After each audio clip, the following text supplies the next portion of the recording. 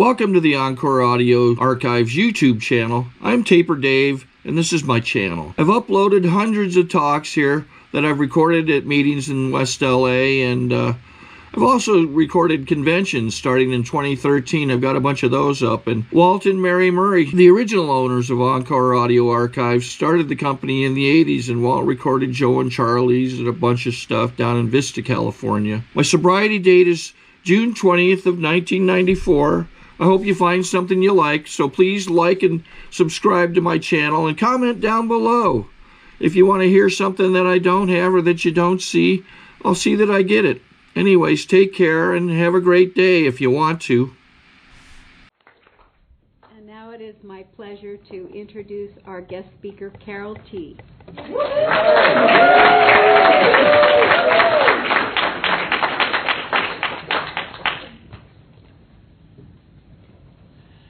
Hi, my name is Carol Thornton, and I'm a very grateful and enthusiastic member of Alanon. Hi, Carol.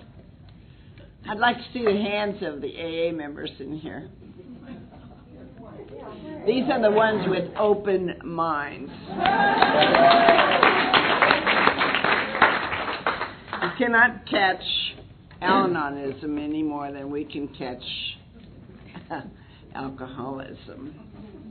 I hate to tell you that secret, but you might pass it on to your friends. I am delighted to be here. Kinda. I was having a really good time up until 6.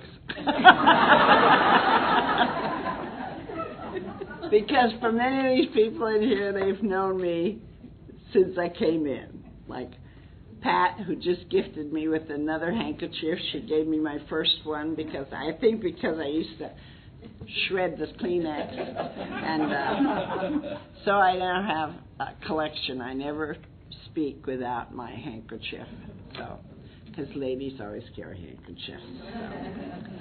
Anyway, I am a really grateful member of Alanon. Everything that I have in my life today, and I have everything that any woman could want, it's because of Alanon. And I need to tell you that I owe the beginning to a phone call that I made in the middle of the night, about 1:30 in the morning. And I called AA because I had been to a couple AA meetings with my first husband, the bad one, and he talked to me on the phone. He did not tell me to press 7 if I wanted to talk to this one or 6 or that. I don't know what he said, but he did ask me to give him the number of where I was, that he had someone that needed to talk to me. And I think that God worked in my life even then. He certainly worked in my life for a long time, keeping me alive long enough to get out to Alanon. And the magic began for me when I went to put the phone down. It seemed like it rang again. And that was the beginning of a necklace of diamonds that only God and I can see. And by that I mean a lovely, soft, southern voice talked to me, and she talked to me for a long time. Her name was Thelma Morrell. She's upstairs now, probably sitting right next to Dick. Anyway, she talked to me, and she came over to see me at 2:30 or 3 o'clock in the morning, and she stayed with me that entire rest of the day. And she took me to my first Alanon meeting on August 15th of 1974. And I found my home. I found my niche. I did not look as lovely as I look tonight. I was missing a few teeth, lost the hearing in one ear, was black and blue from head to foot, and as a result, one more time, of my killer mouth and lack of knowledge. And I want to tell you that not one person in that room said, "What happened to you? Did you get hit by a truck?" They didn't ask me any questions. But I felt immediately at home. Immediately. a lovely little tiny lady, Pat size, came, and she talked to me at the break. We had breaks at our meeting, and she told me how she stopped the physical violence in her home. And if you've got old-timers in your group and they share, listen. Listen to what they say. And she said, I just simply waited until he was trying to sober up. And she said, I had a black iron skillet in my hand. And she said, I said, remember, you have to sleep sometime. And you know, it came to pass. It came to pass for me, I hope I remember to tell you. Because when I said it, I had an aluminum ball bat in my hands, which is still in my home today. And he was starting to pass out, and I did my little bat dance, and I said, just remember, you have to sleep sometime. And he didn't react to it, but I can tell you, even today, years and years and years later, he became a nervous sleeper. He would start to pass out, and he'd look to see where I was. But you see, it works. It definitely works. We laugh about this. This is the only place in the world we can go and sell you horrendous things, and everybody. So be blessed. If you're here, do we have any newcomers here? Hooray!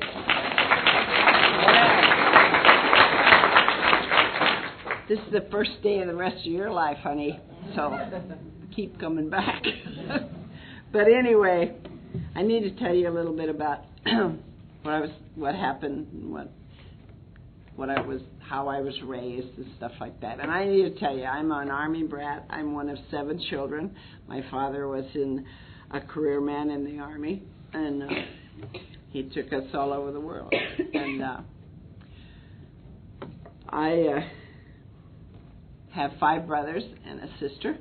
I had 5 brothers for a long time, just them. And the rule in my house, because my mother had such a fine sense of humor, and she gifted all 7 of us with that, although I misused mine a lot in my first marriage. And they had to take me everywhere with them, and they hated it. They just absolutely hated it. But I can outshoot them, outrun them, outplay them in any sport they have. And they didn't like that one bit, because I think even back then, they were certainly on my amends list, because I didn't like the idea that they didn't have to do anything in our house. They didn't have to peel potatoes, they didn't have to set the table, they didn't have to do dishes, wash or dry. They didn't have to do nothing except sleep and eat and get to stay out later than I did. And so I can tell you that my 2 boys can do everything. But anyway, it was a fun household, because my dad was very, very strict with us, and I had to be in the house at 9 o'clock till I was 16 years old, and my brothers could stay out as long as they wanted to, which offended me. And many years later, my mother had her last child, and it was a beautiful little tiny, cute, petite baby girl. I didn't like her when she was born, and I didn't like her much when she was an adult for a long time. And because of this program, we were very, very good friends. But anyway, we moved a lot. I hated being a girl, because my mother didn't know how to do hair, and I had to wear braids wrapped around my head till I was 16, and I resented that. And I know these resentments are as a result of doing a written 4th step with the big book of Alcoholics Anonymous, written in the 4-column method. And I know that's not conference approved, but nobody in the room's conference approved, so I don't care. And they were certainly on my list. But I didn't want a whole lot when I was young. I wanted to grow up, get married, have 8 children, and live in one house, and my children would go to school, and their children would go to school, and it would be wonderful. We'd never, ever move. I would never be the new girl in school again. And thanks to our sense of humor, we used to tell people that my brother and I were twins, because they, as most Alanons, I was very good in school. And I went to a private convent school, and I need to tell you that my folks are not Catholic. They weren't Catholic then, and they weren't Catholic when they passed. But that's what they did with young ladies in my day. Long time ago. They put me in there to become a lady and get me out of overalls. And I resented that, because my sister wasn't, she was just a baby, but my brothers weren't going to school, private school, and I was the only one, and my nuns were not kind and loving. They were trained by Hitler. And because of that fine Catholic education and everything that I saw in that place, the meanest nun in that school, who I carried her handprint for a whole week one time, became one of my best friends in my adult life. And she was visited my husband and I every year for her sabbatical for 2 weeks. So I have no fear of the cloth. I don't think that they're any different than anybody else, except that they're in a different job. And I became a Catholic, and I became a Catholic in that convent, and I majored in sin and minored in shame, because that's all I heard. All I heard was all the things that I even thought about were not good, not good. And but it gave me a fine education and a fine friendship with people who are in the clergy. And anyway, I went to high school in Vienna, Austria, and it was a wonderful time for a young lady, because I was one of 37 high school students. I had skipped a couple grades, and there were 50,000 GIs, and at least in my little eyes. But and we would go to the USO dances at the USO, and the Red Cross, whatever they called it then, and it was a lot of fun for us. But I could never go unchaperoned. My brother, my oldest brother, always had to take me and bring me home. And when I say my dad was strict, I want to tell you that in those days the Army men wore a garrison belts, what they called it, a nice thick one that was about that wide. I don't know about that thick. Anyway, my dad would come home, and he would give what I call today his morning report to Mother. They would be having their coffee, and she would rat on us. She did this, he did that, she did this, he did that, she did this, he did that. And he'd march us one by one, and he'd spank us with the belt. Now, that was not child cruelty, believe me. We deserved everything we ever got. And besides that, it was fun to get a whipping in our house, because we got to watch each other. We used to pay my baby brother Tommy a nickel to hide the belt. And then my dad would say, whoever hid the belt won't get a whipping if they tell me. And of course Tommy would tell him, and then he'd get a whipping for snitching. So it was a lot of fun. And I didn't have bad parents. They were not alcoholic, and that got me in a lot of trouble, because my folks drank. They had parties on those Army bases, and from the time I was probably 14, 15, I wanted to be 40 years old, because they were in their 40s, and they just looked like they were having a good time. They sang. My mother sang and played the piano till the day she died, and they were a lot of fun, but I never saw any arguing, and I never saw any swearing, and I never saw any of that stuff. My brothers used to say, where were you? But the seven of us all remembered our parents as different. And I think it's the same in any family today.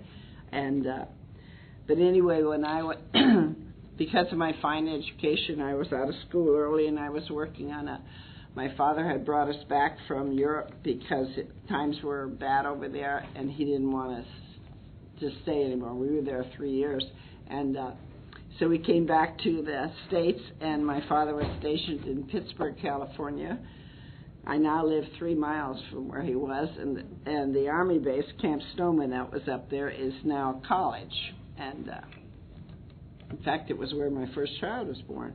But anyway, I never thought about that. And it was a nice time. I was working on that Army base. I had a nice job, and I had a friend in high school, and she called me, and she said, "Carol, you ought to come out here and watch football practice." She said, "There's some really nice-looking guys out there." And she said, so we all go and we watch them. And so I went, and I met some of them, and it's where I met the God of my understanding. And he was tall, and blonde hair, blue eyes, big dimples, nice teeth, big shoulders, sound like a horse. But he was everything that anybody could want. And I could not believe that he would even want to date me, because I was much thinner than I am now, and I still had those braids, and I was a lifeguard in my spare time, and I swam in competition for the AAU and the PAL, and so it was a good life for me. And but when I met him, I entered into the relationship the same way I entered into the marriage 2 years later. Lucky. Wasn't I lucky that this tall, wonderful man wanted someone as ugly as I was?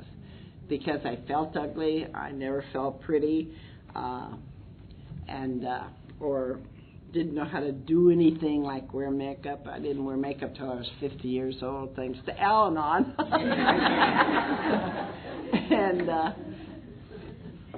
But anyway, we went together we were engaged for 2 years, and my husband proposed to me with those magic 2 words. You're what?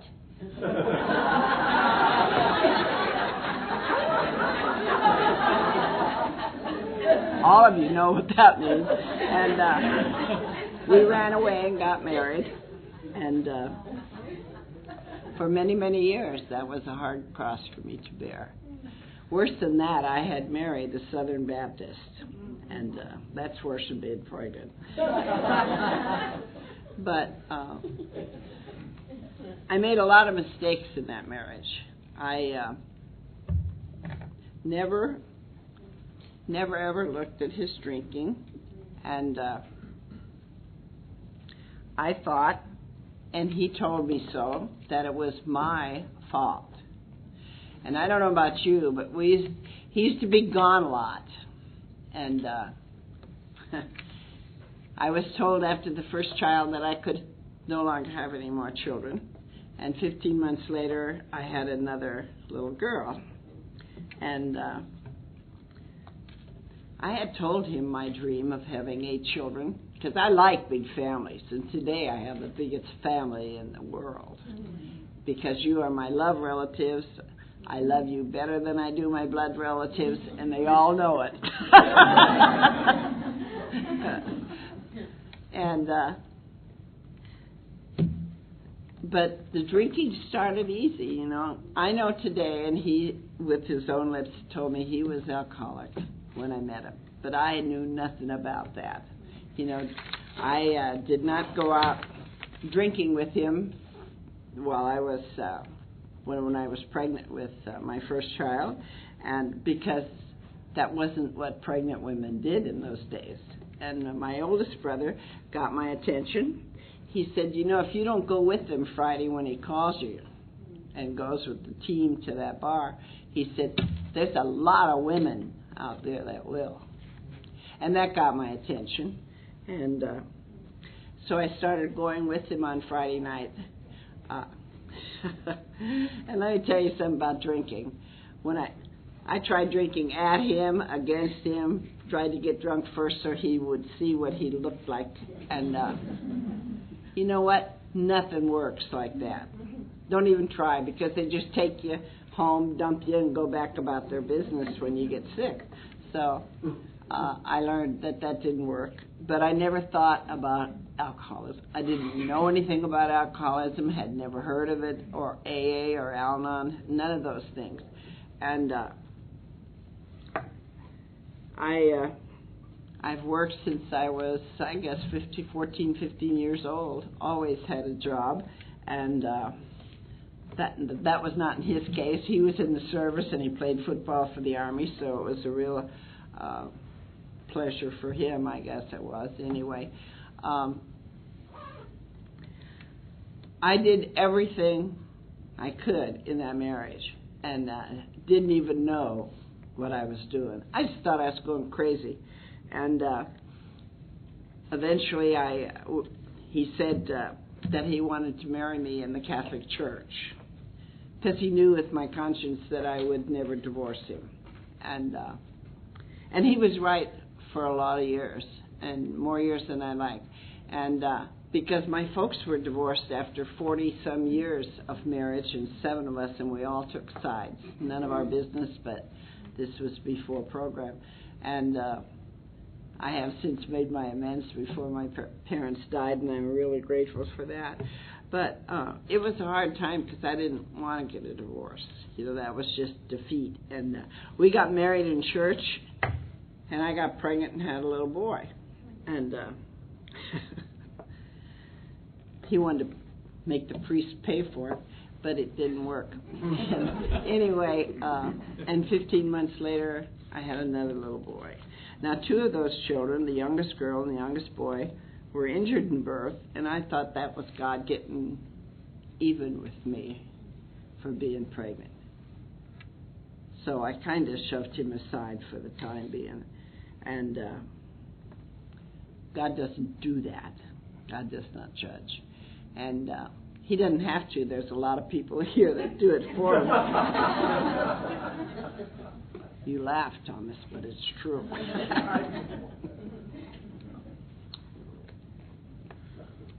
And things got worse, and worser. Worser is an Alanon word. It's not even in the dictionary, but all of you know what that is, because alcoholism is a sneaky, rotten, dirty disease.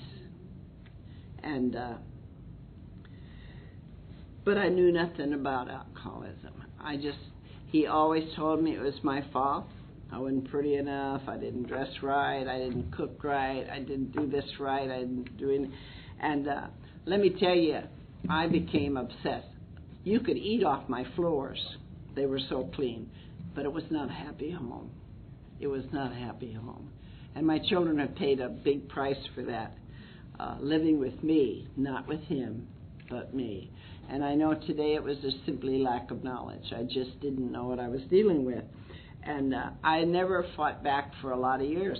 And it became necessary for me to, because I was out of town in business, and my son had been taken to the doctor. He had been beaten by his dad with a belt for dirtying the entire floor of a parochial school. And I said, kids couldn't do that. Kids can do that. And when they took him to the doctor asked if what was happening in the home. And I said, nothing, my home is perfect. I mean, I really, truly believe that. That's how, just what I believe. And but when I went home that night, after bringing him home from the doctor, I told him that he would never touch the boys again, as long as he was drinking. He was free to spank them, but he could no longer abuse them when he was drinking. And he just switched whipping boys, because I became his target. And you know what? If I'd have known better, I'd have done better. Or if I'd done better, if I'd have known better. I don't know which it is. But, and I started fighting back. And it caused me a lot of lumps and bumps that I still have today. And when people ask me about it, I just say, oh, it's an old football injury. But For a while, when I first came to Alanon, I thought black and blue was the colors of Alanon. But anyway, and besides all this, my husband became,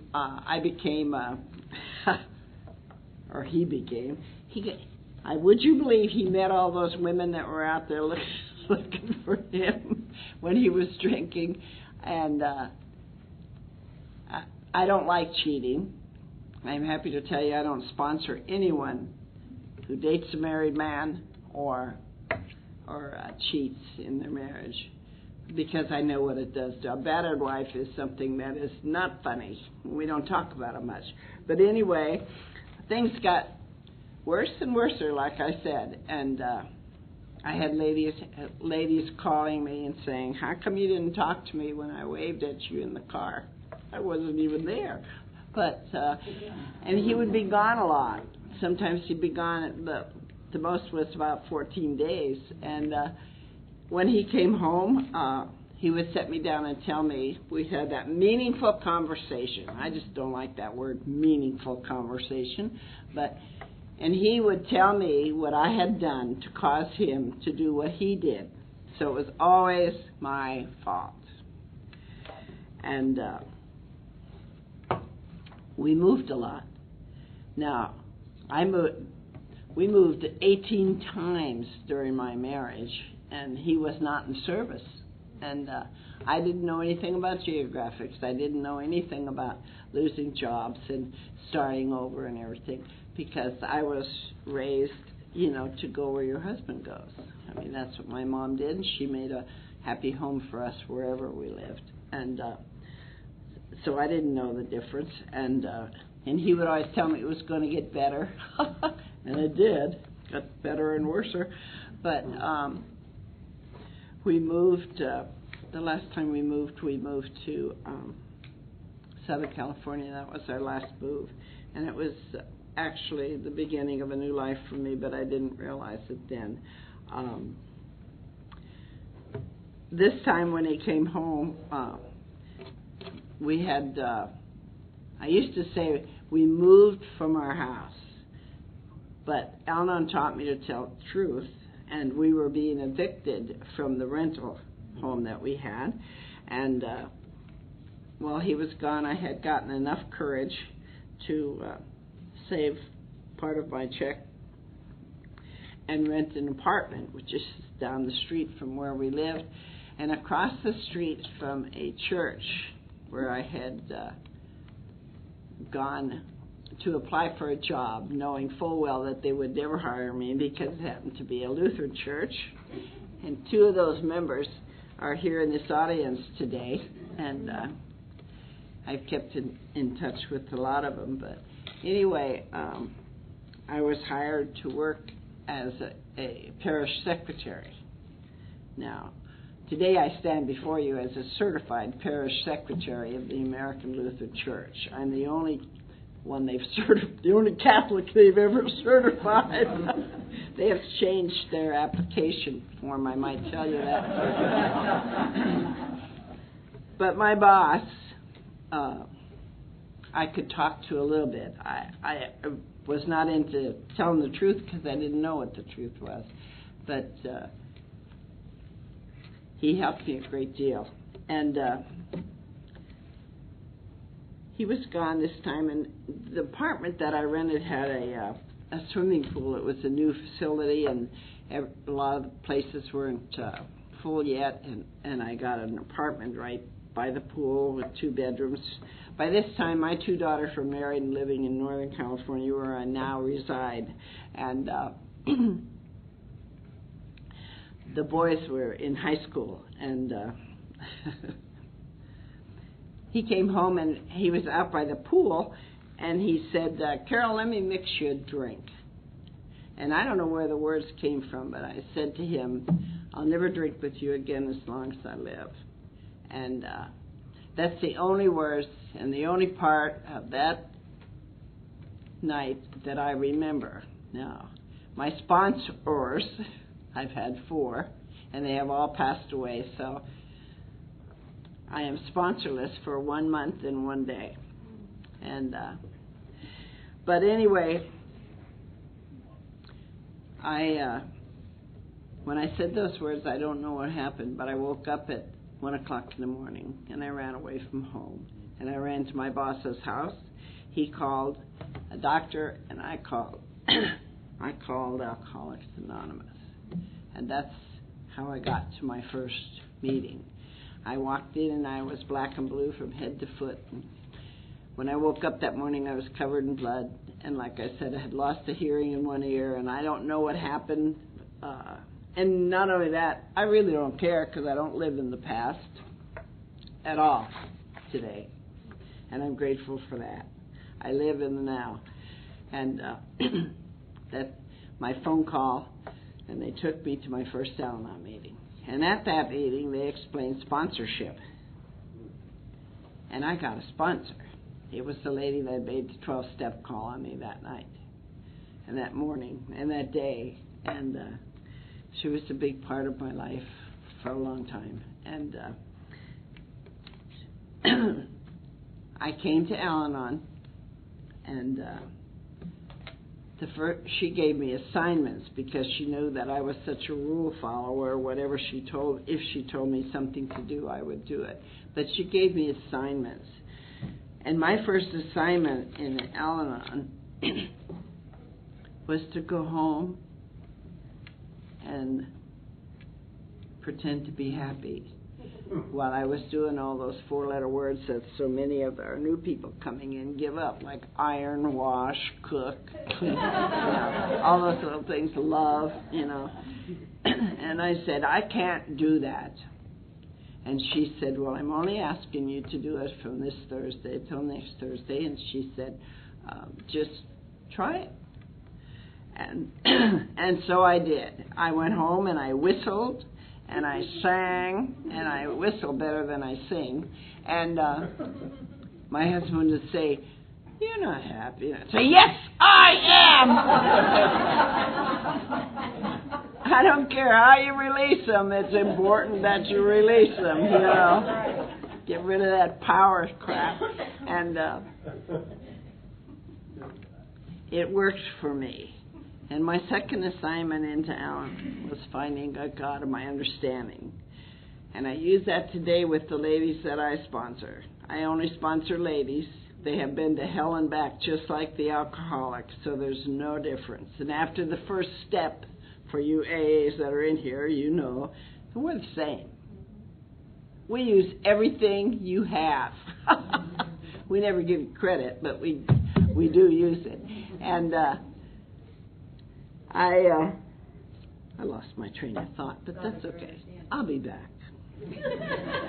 A God of my understanding, and I did that with Thelma's suggestion that I look in the mirror 3 times a day and tell the lady in the mirror that I liked her and that I loved her. Very hard for me to do. And that God loves me no matter what I do or say or feel. And it really, really got my attention. God does not judge me. He doesn't have to. He's got everybody out here to do it. And and many more. And I am glad of that. So I found a God who loved me. He loves me no matter what I do. And I began to take him everywhere with me. And I still do it today. Some places he don't want to go. I ended up going for food stamps and trying to get relief. And because my husband was unemployed, he had become day and night mixed up. He would sleep all day while I was working, and he would be awake all night. And to this day, I have problems with the fan on the stove because he would play all these things with motors in them, and I was just a bundle of nerves. I mean, it just drove me nuttier than a fruitcake. I really thought I was crazy and ought to go, but Alanons are too cheap to go to a hospital. Who's going to believe you? But anyway, I didn't have that kind of money. But I just got so paranoid I was hardly worth anything. And But I kept going to Alanon, and I didn't miss a meeting. I think I went to 45 meetings my first 30 days in Alanon. I did not have a car at my disposal, and but Alanon's picked me up and brought me home. And my sponsor most of all, because she was not afraid of my husband. He would stand out in front and tell me, look at me like they're just a bunch of you know what, you know. I'm not getting any at home, you're giving it away, you know. That was a big thing. I said, God, if I'd have known what they make from these television shows, I might have tried it, but who would want to, you know. But he always accused me of all these things. And by this time I had a different sponsor. I had Winnie as a sponsor. And I can remember running to her one night and I said, Winnie, what am I going to do? He's still calling me a whore. And she said, well, you either are or you aren't. And you know, I didn't know it was that simple. You know? It just made sense to me. And anyway, she was a great sponsor. She was a lot of fun. And but during that time, I finally realized that I could no longer expect him to behave like I wanted him to behave for my sake and for the sake of our children. And I didn't think my folks knew anything about what was going on in my home, and at least that's what I thought then. But anyway, I got a divorce. I went to get the divorce. I didn't share with anybody about it, my children, my family, and I got that divorce. And it was not an easy thing to do because we had to find him in order to get it and to serve him. But I'm grateful that I went to a program attorney. I've always tried to use program attorneys, and I've only gotten in trouble once. But I got that divorce, and I stayed in Alanon single. And people would say to me, how come you still come to Alanon? You no longer live with the problem. And I wear this mirror for a very good reason. It's called You're Looking at the Problem. Made for me by a double winner named Donna, who is still in our life today. And so anytime I'm out of sorts with you, or with him, or with God, or with anybody, I just have to look in the mirror and see where the problem is.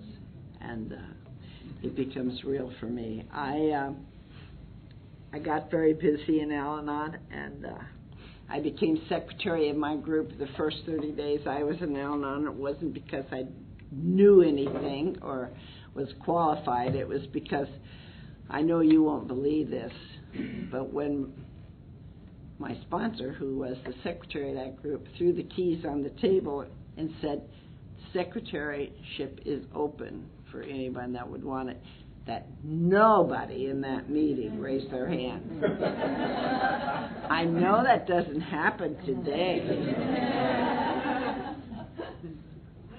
But I said, what does the secretary do? She said, not much. She said, you get the keys to the building. You show up at least an hour before, make the coffee, put out the literature, pay the rent, and you get to get the leaders and speakers for a whole year. Now you can't get them for 30 days. God, I can't believe it. Of course, that's only in the northern part of the country. Not in the southern part, thank God. And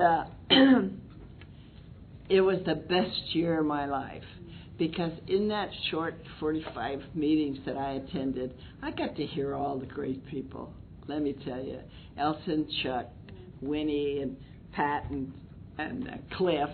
Cliff was once my dating sponsor, but it didn't work well. But anyway, I got to hear everybody. I had an A and Alanon couple, and some woman came up to me and she said, that's not allowed. I said, I'm secretary. If you want to be secretary, honey, you have at it. But when I'm in charge, I follow the rules, and that they said they didn't say in the book, you can't do that. I had Alateen panels. I was very active with the Alateens in my area, and I'm forever grateful because I still have some of them in my life today, especially the young man who I had taken off my tape because he swore so much from the podium. And he called me the next day and said, why did you do that? I said, because you're an example. And when you talk like that, people in the audience say, see, now, I don't take children to Alateen. And, they don't dress, they dress well, and they're active in their program today, whether they're an AA or Alanon. But they got a good foundation because we taught them everything. In those days, there weren't as many rules probably. And I had an AA co-sponsor, and that was a big help to me. But anyway, it was a fun time for me. And when it was time for me, I started dating in Alanon. I asked my sponsor, I said, how come no one asks me out? I go to open AA meetings every week. I had my own chair there. I didn't want anybody to sit in it, especially a drunk. I mean, after all, I earned that chair because I wanted to listen. I learned a lot. I learned to think kinky in AA meetings. I'll be forever grateful. My nickname in those days from the La Habra group was Crazy Carol. And but I loved my life. And when it was time for me, I started dating. And I dated some alcoholics who were not conference approved. And but they were fun, and they were all gentlemen. And when it was time for me, I had been in Alanon 10 years, I guess just about 10 years. I was dating an ordinary person. At least he thought he was ordinary. His wife had a drinking problem. His ex-wife had a drinking problem, I should say. But he couldn't see that. And it's okay because the PWPs out there, the people without program, or people with problems, everybody has problems. I don't care who they are. And there's nobody normal. They're just ordinary people with a workable faith. And I was taught that here. I was going to an Alateen wedding. They had met in Alateen, and they were grown up in 19, and they were getting married. And I'll tell you how my God works. He made me look really good that week. I had come back from Palm Springs at the Roundup, and sitting out in the water in the pool with Milton one time, and Ruby and all my friends, and I had long blonde hair. I love the gray hair, though. I only have the nice gray in the back. It looks like it's done. I love it. I love gray hair. And there on the steps of this church, my boyfriend did not want to go because he knew there would not be any drinking. He certainly didn't know what he was dealing with that day. But anyway, I went to that wedding, and I had on my best trolling dress and a nice tan. And I've since given it to another Alanon who still hasn't trolled enough. There's an art to it. But anyway, on the steps of that church stood Dick Thornton. Now, I had known his children since they were 12 years old in Alateen.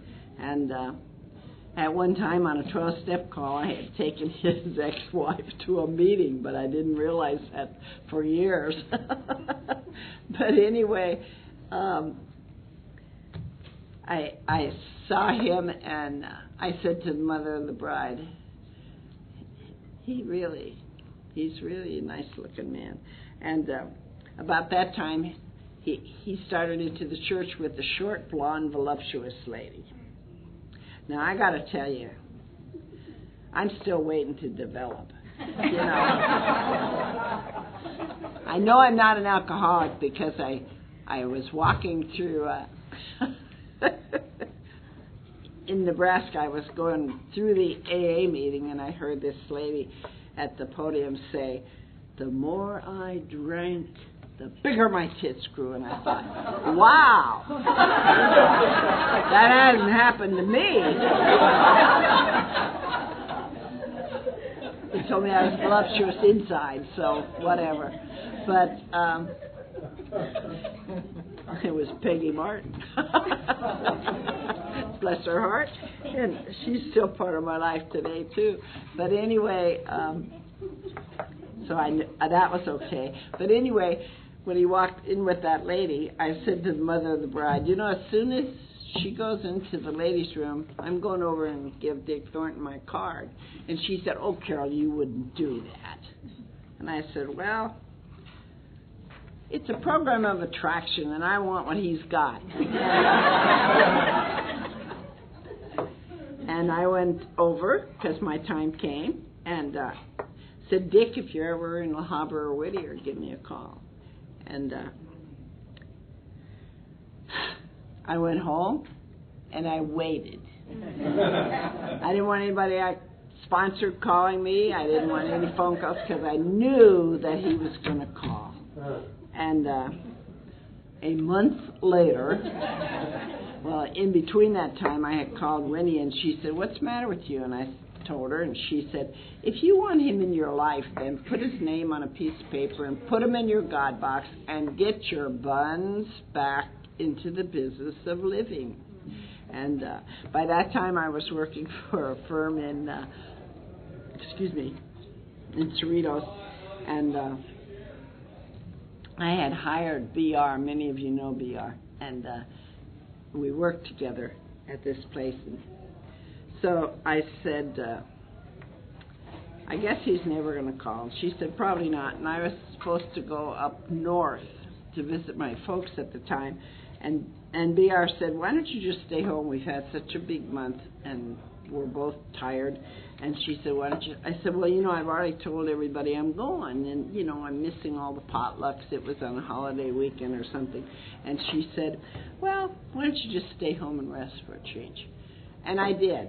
I was teachable, a little bit teachable. And I stayed home that night, and I was in bed reading, and my phone rang, and this deep, sexy voice said, "This is Dick Thornton." And I said, "Yes, I know." And after talking a long time, he asked me out, and we fell in love. I mean, we dated, and we fell in love.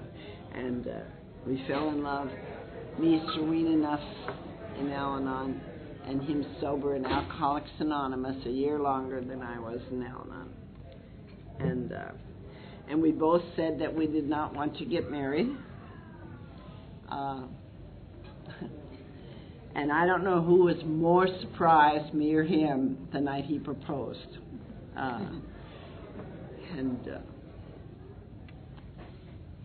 We were engaged, and we got married, and we had he had 4 children, and I had 4 children, and that gave me the 8 that I had always wanted. And we had a large church wedding, and many of the people here were there, and it was like we joined 2 families, because he was from Torrance area, and I was from La Habra and Whittier, and we all had the same friends. That was amazing. And we were married in the church that I worked for many years. I worked there 8.5 years, 4.5 before program, and 4.5 making amends. But it was a wonderful time for me. We got married, and we did have some counseling. You have to tell me. I will. You've got time. You've got time. Okay. I'll punch you when you have 5 minutes. I'm just thinking fresh. Wishful thinking. Anyway, we had a wonderful life. We made some promises. We had talked to one of the pastors there, and he told us, he said, you know, Carol, the only problem in first, second, third, fourth marriage, whatever the case may be, are kids and money. And so we made some rules between us. We didn't do it. Our children, when they called for their mommy or their daddy, had to talk to both of us because it was always about money when they called. And we did no babysitting for our then 16 grandchildren, and because this was the time of our life, and we both knew what we wanted. And I want to tell you about this man. He was absolutely, positively wonderful. He loved me from the top of my head to the tip of my toes. He took all the pain out of my first marriage and proved to me that it can be, that it's okay to love an alcoholic, you know. And he taught me so many, many things. And we had a wonderful time. We got to speak together, and that was something that I never, ever dreamed of, you know. I always thought that is the big diamond to be able to share with your husband. There's no better way. And to love him. You know, they do not know, and children do not know. They need to be told on a regular basis that they are loved.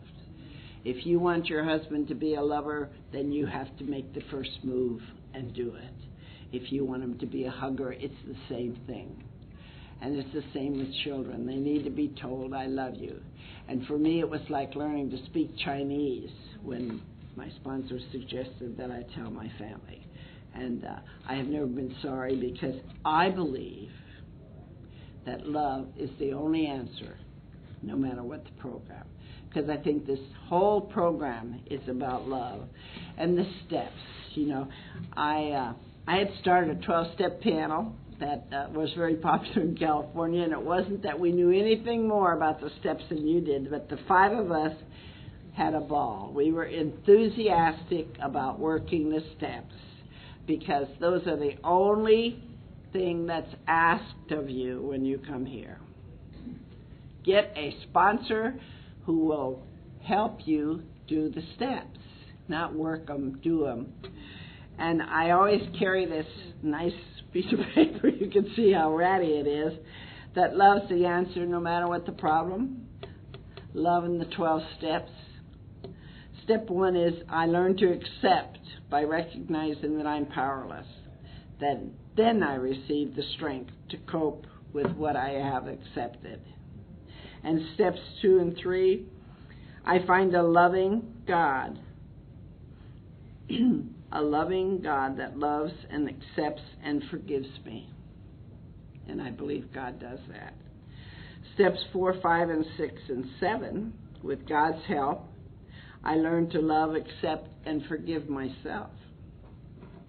And on steps 10, 11, and 12, I maintain the love I have received from the other steps, and I reach out to others. And I continue to do that as often as I can, because Alanon saved my life. My husband had a wonderful sense of humor. He was a good-looking, silver, gray-haired, blue eyes, nice face, dimple. Didn't look like a horse, but he broke his hip 9 months after we were married. That's so we didn't have any kids, you know. We had a broken hip, and at that time, he worked for a large aerospace corporation, and he was an absolutely brilliant man. I don't say that because he was mine. And he did not make me feel stupid nor dumb at any time. We had never had a quarrel in our house. The closest to criticism that he ever came was one day when I was busy in the kitchen and the laundry room and things, just doing things. You know how we do. We can do 10 things at once and still look good. And he came out of the shower and he said, boy, boy, am I glad that I was a gymnast in high school and college. And I said, why? What made you think of that? He said, because when you're in the shower and you're all soaked up, he said, and warm and ready to rinse off, and then the water is ice cold, he said, I can climb up that pipe pretty good and get out of the shower. I had no idea I had the wash machine going, the dishwasher going, this going and that going, because I was busy. And that's as close to criticism. Because he said there's no such thing as constructive criticism in a marriage. And I believe that. He taught me to love openly, honestly. And we had a wonderful time. And when he recovered, when he broke his hip, he wanted me to stay home for my job. That was very hard for me to do, because where would I get the rat hole money to give to those kids when they needed it, you know, because we all have rat hole money. And the ones I know do. And he said, well, Carol, I can afford for you to be home. And he said, and I would love for you to stay home. And because you've never had the opportunity. And I did get to stay home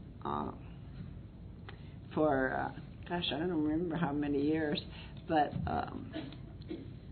I don't really like daytime meetings. The only one I ever loved was Laguna Beach, which we fashioned our Monday night Alanon meeting after many years later. And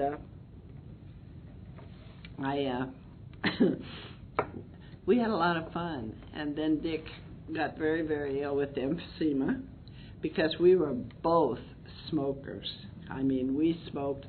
Yesterday we were walking out here, and I tell you, I smelled this lady sitting out there smoking. I said, I love the smell. And she thought we were making fun of her or being sarcastic. I said, no, lady, we really do love it. We just can't do it anymore. But Dick, along with emphysema, had lots of problems with his lungs. Turns out that, in hindsight, he had burned his lungs when he was a kid with a chemistry set and didn't tell anybody. But anyway, it ended up that I went back to work. I went back to Hughes and got a job there because I needed the time and the money by then. And Dick was at home, hooked up to a 50-foot hose, and was terminal. He was pronounced terminal by the pulmonist. And if you have someone sick in your family, I encourage you to go with them for every single appointment, no matter what. Whether they say don't, do, whatever, go, because it's important. And so when I got off work that day, I went to I had met this man in the credit union, and he was hooked up to a hose, but he was on a cart, and so we got to be talking about treatments and stuff. And then a month later, he came into the credit union, and he was not on the equipment anymore. And I asked him what happened. He said, "Well, I'm on the list for a lung transplant." I said, "I didn't know they did the lung transplants." He said, "Oh yeah." He said, "But you have to go through an exercise program and a lot of tests and things." He said, and I've done that, so now I'm just waiting. And so that day when I went to the doctor, I asked him why he did not tell us about the lung transplant program. And he said, I didn't think Dick was a good candidate. I said, "Well, I don't think you're God." I said, "You don't have the right to keep that information from your patients." I said, so I want to look into the lung transplant program. And we went in Los Angeles to Cedars, and we went through all the tests. We went through all this stuff because you have to be psychologically. I thought that would get me normal. And we passed all the tests, but the surgeon, when we came for the final thing, said, no, that Dick had some plaque on his, somewhere around his heart or something, and he refused us. And I was angry. I don't think I have ever been so angry. But I got to tell you a little secret. I have a friend who works at that hospital who told me he was a drunk. I didn't want him touching my husband. But anyway, I didn't find that out for years. But the little nurse, they always have wonderful nurses, and this nurse said, don't worry about him, Carol. She said there are lung transplant programs all over the world today, and there's a fine one in San Diego. And she sent us to San Diego, and we went through all the tests again, and we passed. And I told, it was a team of a lady doctor and a man doctor, and they were from Minnesota and had just gotten there. I didn't know they moved the whole team when they moved. And I told her, I said, well, the doctor turned us down because there's some plaque on there. She said, oh, don't worry about it. She said, if he needs a heart, we'll give him a heart. So she was wonderful. And I need to tell you that my husband got a lung transplant July 10th? Was it July? Yeah, July 10th, 1992. He was one of 74 lungs in the entire United States that were given out, and he got that lung. And it began a whole new life for us. It was wonderful. In fact, Pat and I were walking with him to have lunch down in San Diego, and he made us stop. He said, stop! And we stopped on the sidewalk, and he turned around, and he spit his gum out into the middle of the road. And we said, what is wrong with you? He said, isn't it wonderful I have the air to do that? Yeah, it was wonderful. It was great. Everything was in perfect order. I need to tell you that. And it was wonderful. 5 more minutes. Okay.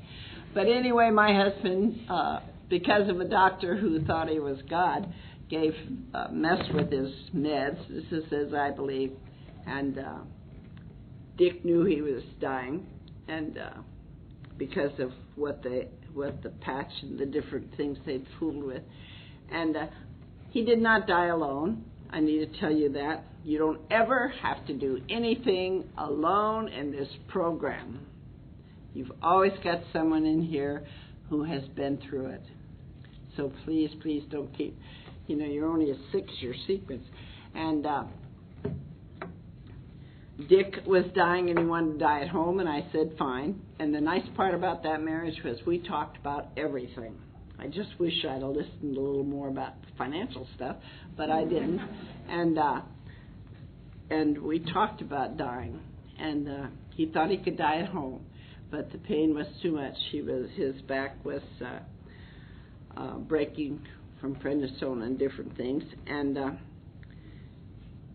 so the doctor said bring him in, and I took Dick to the hospital, and he was not there very many days, and this particular day our internist came in, and she had saved Dick's life many times along with mine, and she said, Carol, don't go home tonight. He's going to be gone by morning. And he was. And Butch and Marcine were there, and Sandy and Willie, and Dick said he just hated to die and leave me. And I said, Dick, I was okay when you met me, and I'll be okay when you're gone. I will miss you, and I still do today after almost 15 and a half years. And he died very peacefully. Larcene and Butch and them took me home, and I got showered and changed clothes, and we went I need to tell you this because humor's so important.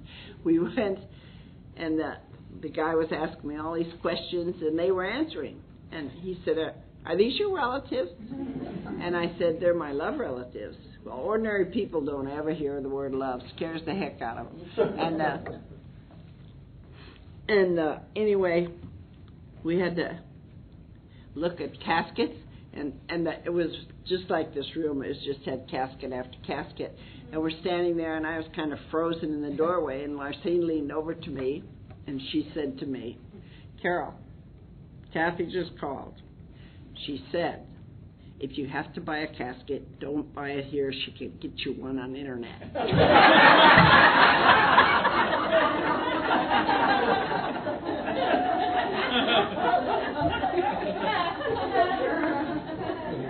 So you don't ever have to do anything alone. But you know, don't cheat yourself.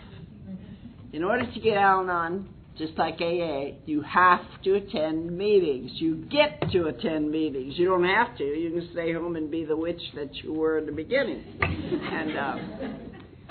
But Alanon will teach you to love. To love like you've never loved before. And you know, when I got up here, I told Larcene we prayed up in the room, and then she'd told me that Michaeline said to her that she always says a prayer too, and she always says, "God, don't let me suck." But I need to tell you how I feel. I read something one day about a young,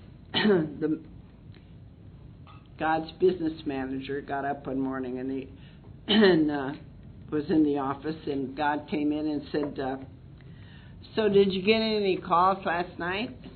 Or anything happen?" And he said, "No, not really." He said, "The usual things. They want to switch wives or switch husbands or sell the house or buy a new car or kill the teenagers or do all these things. You know, regular stuff." And he said, "Oh, okay." And God said, "Was there anything else?" He said, "Oh, yeah." He said, "There was a lady from Antioch, California, and all she said was, 'Thank you, thank you, thank you.'" And he said, "Give that woman anything she wants." And you have done that.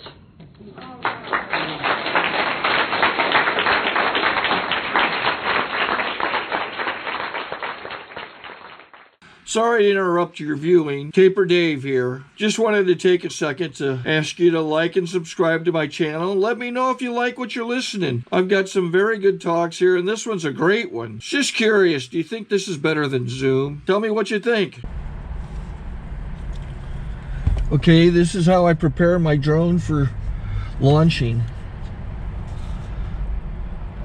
I like to do it inside the cab of my truck so I'm not standing outside in the weather. To install the joysticks for control, up and down, right and left, powered on. I have an Android phone that I use to connect it to the drone with. And it's actually controlled through the iPhone, through an app. Oops, wrong way. It's actually controlled through the iPhone, or through this Android phone, through the app. It's actually controlled through the Android phone, through an app, and you connect it through this short connection right here.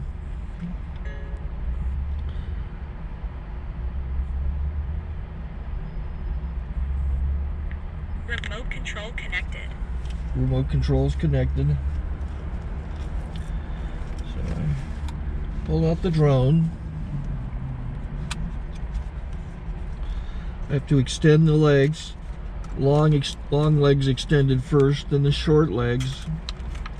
Remove the gimbal protector. Set that aside, then power it on one short burst, then one long burst. I lay it down. So I have to go to calibrate. So the drone's not connected yet. It shows you here as this drone gets disconnected, even though the remote's powered on. So the drone has to establish it's connected. So I go into the app to calibration mode. First I'll calibrate the remote controller. Start calibration. Out, in, oop, out, in, up, down, and then this little wheel is to control the gimbal. So it's calibrated. Go to gimbal calibration, start calibration, and then it calibrates the gimbal. I don't know if that shows up. The gimbal's moving all over the place. Changes, you can see it on the video. And I'm calibrated to take off. It's acquired 7 satellites at the moment. There are 26 satellites up in the sky, which it has to acquire before you can take off. So it's connected. It's got enough satellites. This is white. I can go to press this little arrow button, swipe right to take off, and it would start the motors if I slid this to the right. But I'll wait till I get outside. Don't want to do it inside.